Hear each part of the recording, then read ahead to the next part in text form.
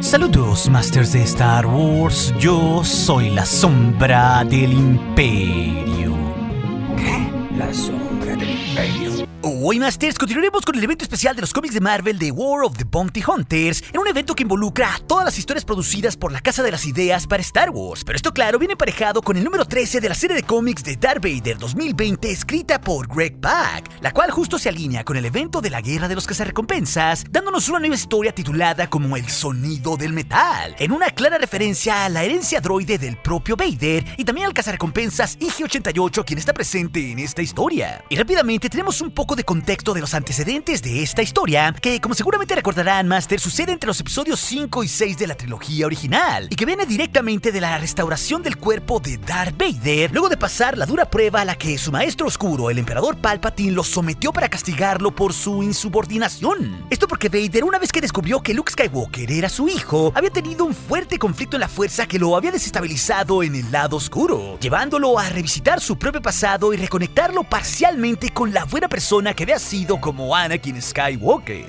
Y en el camino, Lord Vader había derrotado a droides asesinos en Mustafar e incluso al mismísimo asesino Ochi de Bestun. Además, claro, de ser perseguido por la flota imperial de la Umbarana Sly Moore y también vencer un colosal ser llamado Suma Verminoth, doblegándolo a través del lado oscuro y llevándolo finalmente a descubrir Exegol y todos los secretos de Darth Sidious ahí. Esto en conjunto con la construcción de la masiva flota de Star Destroyers que más tarde veríamos en la saga, los cuales llevarían Kyvers en su interior, que era también la fuente de poder del propio Sidious. Sin embargo, al descubrir los planes del emperador, Vader volvería a inclinarse ante su maestro, quien entre los secretos que tenía en Exegol tenía ahí la mano del propio hijo de Vader, es decir, Luke Skywalker, la cual había perdido en Bespin y que ya era usada para los experimentos genéticos que más tarde desencadenarían la futura creación del líder supremo Snoke y también los múltiples experimentos y aberraciones de Palpatine. De esta terrible manera, Vader había llegado a la conclusión de que en el juego de poder de la regla de los dos Sith no había lugar para nadie más, y por lo tanto Luke Skywalker, su hijo, al decidir no unírsele, entonces tenía que morir.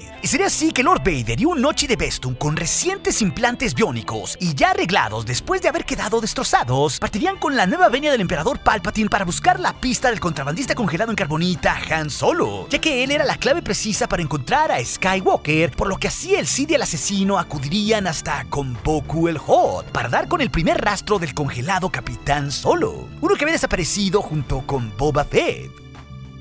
Es con este contexto que comenzaríamos con nuestra historia de hoy, que desde el principio llega fuerte con una serie de recuerdos del propio Lord de los Sith. Primero aquí con la mirada del viejo Ben Kenobi cuando lo enfrentó la última vez en la Estrella de la Muerte, y Kenobi justo al final le había dicho que no podía ganar, porque si lo atravesaba él se volvería más poderoso de lo que Vader podría imaginar. A lo cual, al recordar este momento de su ex maestro, Vader simplemente pensaría en sus adentros lo siguiente: ¿cuántos trucos de los Jedi?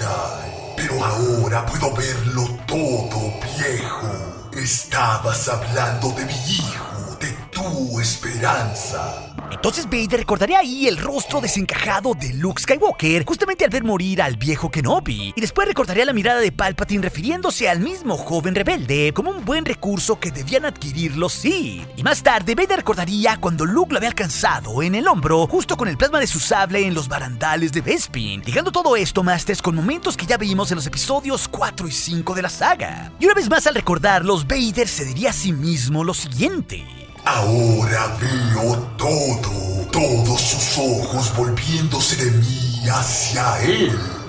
Y esto se referiría claramente en relación a cómo el emperador Palpatine había volcado toda su atención hacia la potencial adquisición de un nuevo aprendiz oscuro, y no uno cualquiera, sino al propio hijo de Vader, es decir, Luke. Esto, Masters, en una fuerte reminiscencia a lo que pasaría en el regreso del Jedi. Y justo entonces recordaría los terribles recientes sucesos ante el visir Mas Amedda y la Umbarana Sly Moore, justo en aquel momento en el que Palpatine había destrozado el traje de Vader y también despedazado sus miembros con su poder oscuro para castigarlo por su conflicto luminoso. Pensaron que habían visto mi final, pero superé la prueba. Y ahora soy más poderoso de lo que ustedes podían jamás imaginar. Encontraré su esperanza y la mataré. Y así, en ese mismo momento, Vader regresaría al presente y se enfrentaría a una decena de Gamorreans, quienes eran ahí la guardia de Boku el Hot. Y súbitamente cortaría los cuerpos de los cerdos verdes como si fueran simple mantequilla, blandiendo aquí amenazadoramente su sable de un bello rojo carmesí.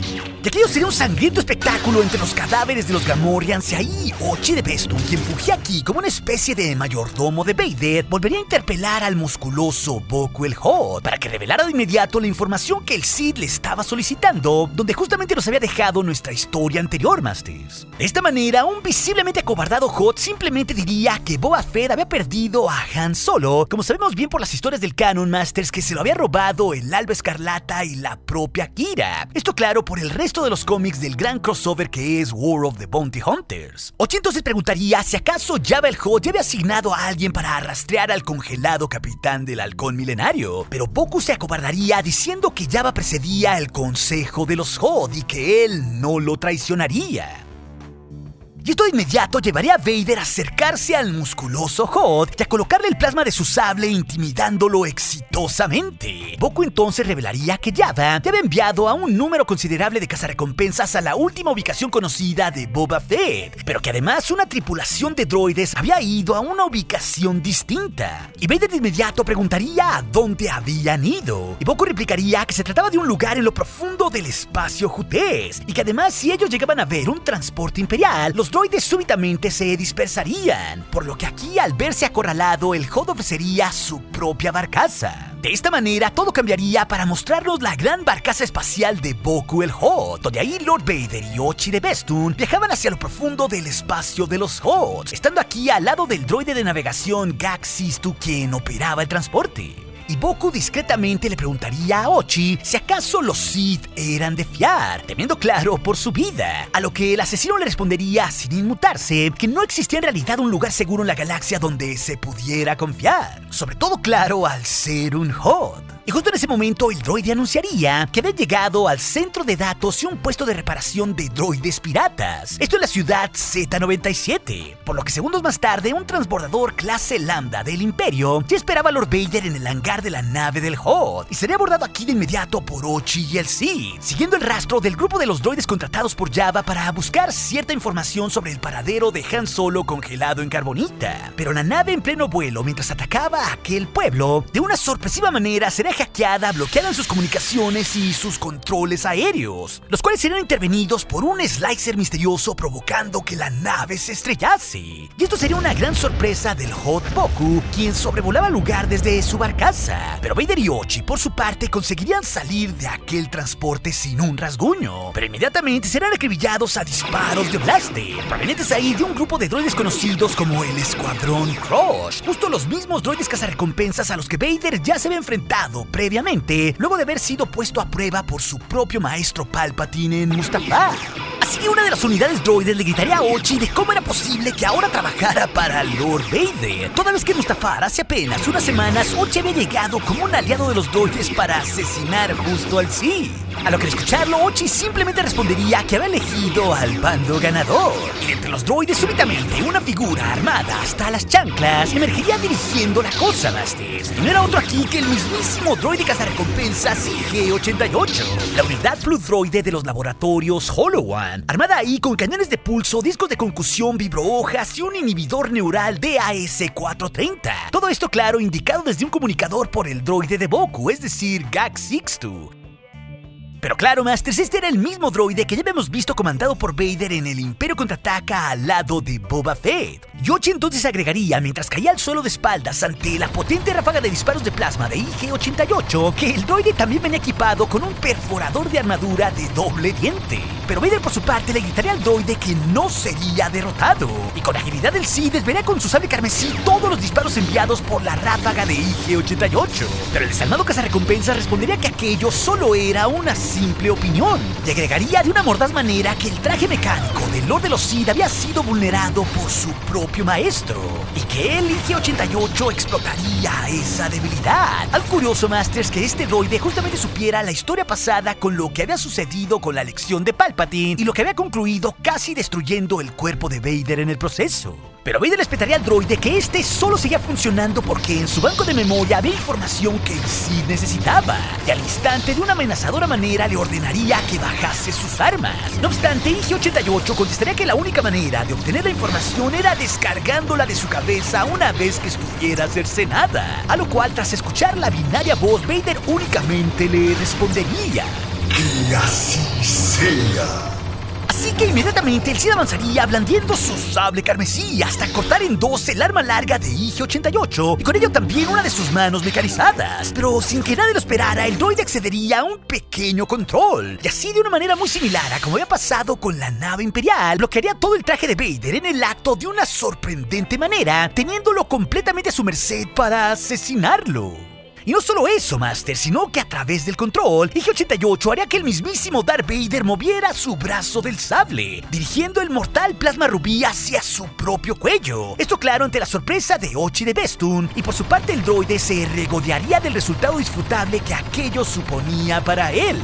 Por lo que así el cazarrecompensas IG-88 avanzaría hacia el deshabilitado Lord Vader, y sintiéndose victorioso revelaría que el sistema mecánico del traje del maestro de los Sith era fácilmente manipulable a través de ondas sonoras y que así él podía controlarlas. Él pues en esencia había hackeado como todo un slicer la parte cyborg de Vader. Y ante esto también la sorpresa vendría desde la barcaza de Boku, donde él y su droide no podían dar crédito a lo que pasaba en la superficie. Gag Sixtu incluso preguntaría si no debían acudir en ayuda de Vader y Ochi, pero Boku respondería que aún no era el momento, claro, tratando de sacar ventaja y deshacerse así de Vader. Así que de nuevo un IG-88 victorioso se burlaría de Vader, diciéndole que la cabeza que sería cercenada ese día sería la del Sith, y así ir acercando más y más su espada al propio cuello de Vader.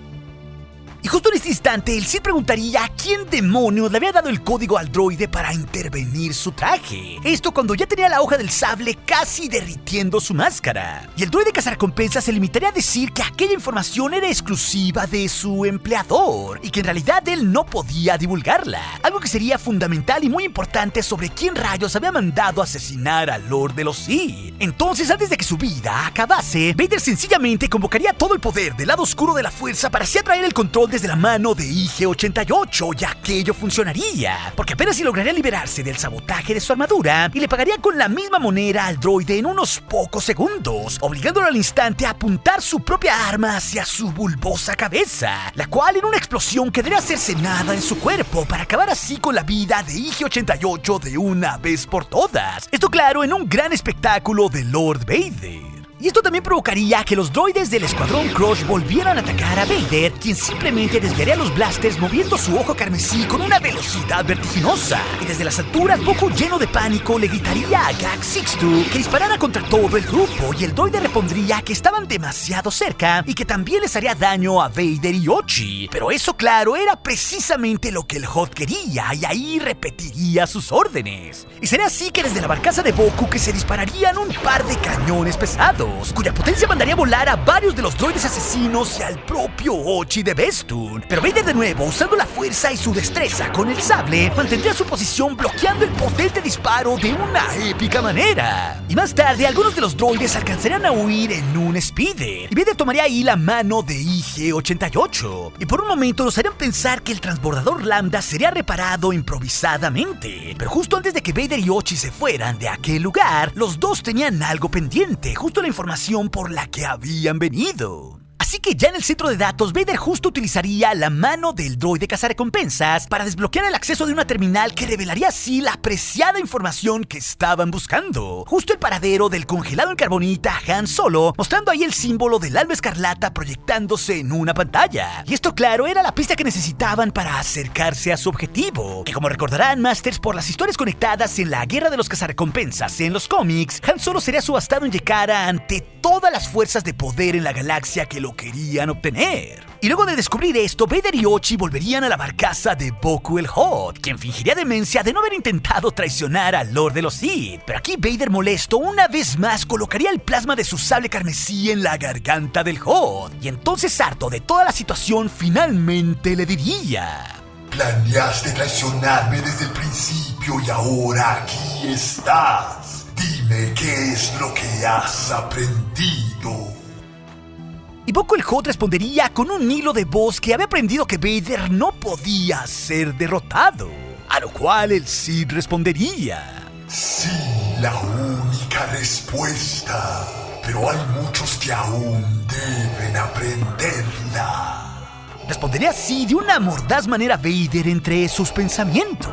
Y entonces súbitamente todo cambiaría, Masters, para mostrarnos Coruscant con la llegada de la nave del propio IG-88 a la capital. Y ahí esta aterrizaría en torno a un palacio con un majestuoso jardín. Y de la nave emergería justo IG-88 ya reconstruido. Recordemos, Masters, que este cazarrecompensas tenía múltiples cuerpos de sí mismo en los que él descargaba su conciencia para no morir. Y así el droide se dirigiría hasta un grupo de gente diciéndoles que Vader permanecía fuerte y que por ello debían determinar su acuerdo. Era claramente su empleador. Y ahí una figura encapuchada le replicaría al droide que había sido un tonto desaprovechando la ventaja de contar con un control que manipularía el traje de Vader, puesto que no había entendido que una ventaja así debía de aprovecharse en grupo para poder así derrotar al Sith. Pero aquella persona, el empleador, bien sabía que Vader podría hacerse mucho más poderoso que el mismísimo Palpatine, y que una vez que llegara aquel momento podría matarlos a cada uno por separado. Y aquí finalmente se revelaría que aquella figura se trataba de la administradora umbarana Sly Moore, quien era una de las manos derechas de Palpatine y quien encabezaría un grupo variado de encapuchados, la corte de la umbarana, entre las que se encontraban un Trandoshan, una mujer Twi'lek y un anciano humano, y también una figura de un casco estilizado, quienes serían precisamente una especie de acólitos a los Sith. Esto justamente como unos precursores a los que vimos en las secuelas, Masters. Así que Sly Moore continuaría su discurso de que la unión hacía la fuerza, sentenciando de que todos juntos podrían derrotar a Darth Vader. Y así con este enorme cliffhanger nos termina por dejar esta historia, Masters, una que continuará en los próximos días con nuestro número 14, cuando Vader ahí enfrente a la mismísima Sly Moore.